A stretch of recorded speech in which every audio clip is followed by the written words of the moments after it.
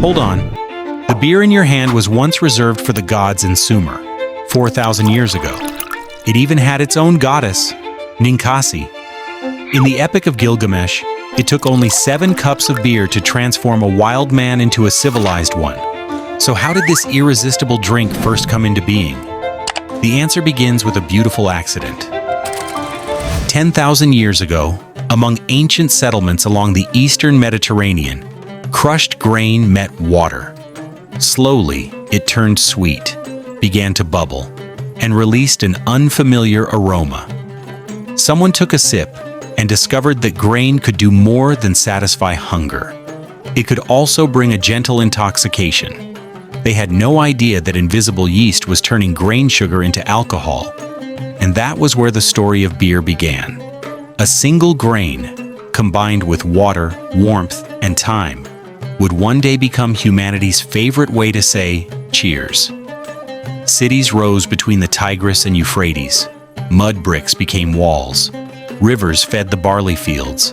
Granaries filled with grain. Between temples, markets, and narrow streets, people began recording daily life in cuneiform. To the Sumerians, beer even had its own goddess. A hymn dedicated to Ninkasi described drying malt, fermenting bread, stirring the mash, and finally filtering the brew. It was both a poem and an ancient brewing recipe. At long temple tables, beer was poured into cups and offered to the gods.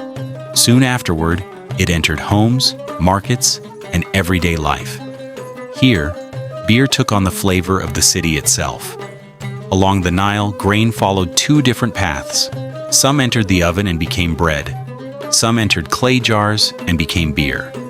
Ancient Egyptian murals often show grinding, kneading, baking, and fermentation side by side. Bread and beer, like 2 brothers, accompanied labor, rituals, and daily meals. As sunlight shimmered across the Nile, grain traveled from the fields into the cities and into trade.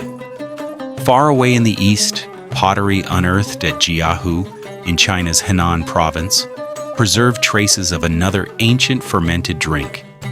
Rice, honey, and fruit underwent the very same transformation. Across different lands, with different crops, people discovered the very same secret. Some flavors can only be created by time. Centuries later, in medieval Europe, monasteries became the heart of brewing and preserving beer.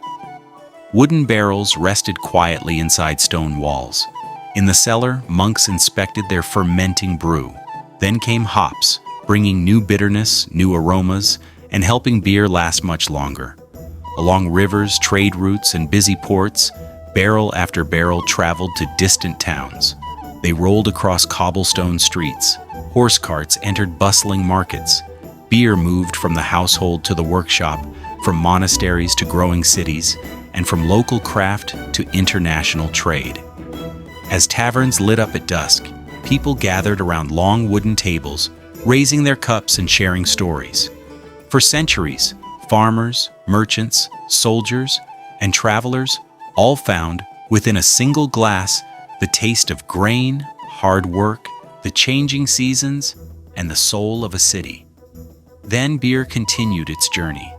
In the Czech lands, Pilsner was born. Its golden color and fine white foam became the image of beer itself.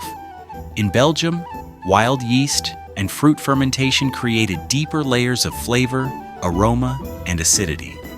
In Britain, ales, porters, and stouts brought notes of coffee, caramel, and dark chocolate. In Mexico, light lager met lime, salt, chili, and the sea breeze, creating the vibrant flavors of Latin America. In East Asia, beer found new companions, grilled food and the fragrance of rice, becoming an essential part of city nightlife. Across parts of Africa, traditional fermented drinks made from sorghum and millet still preserve ancient ways of sharing a drink together. And every year, at Oktoberfest in Munich, through songs, raised glasses, and long communal tables, beer becomes a shared memory of celebration. The world raises a glass and says, "Cheers, my friend."